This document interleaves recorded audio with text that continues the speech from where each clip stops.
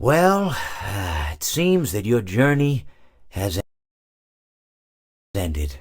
Very sorry about that. It was always going to end this way, of course. If it weren't by me, it would have just been by some other, terrible thing. Just, you could not imagine how terrible it would be. Just, I get scared thinking about it. I'm glad it's not me. It reminds me of a time I was speaking to my good friend Orville. We were sitting on a park bench watching the pigeons. I was on the left, he was on the... Oh, wait, was I on the right or left? Anyways, it doesn't matter. We were sitting on there watching the pigeons. And I said to Orville, "Friend, those birds are frozen." And he kind of looked at me like I'd lost my mind. But I reminded him that it was winter, and often birds will sit in a tree until they freeze.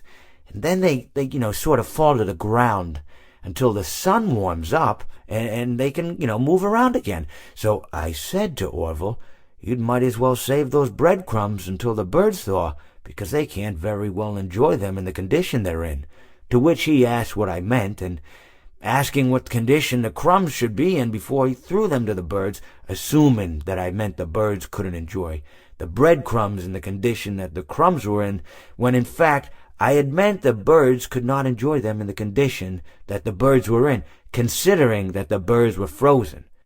So he took a moment and then threw his last handful onto the ground.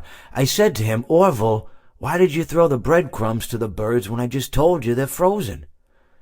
To which he responded, "The breadcrumbs are not frozen." Again, misunderstanding my words. I didn't mean to say that the breadcrumbs were frozen when I said I told you they're frozen.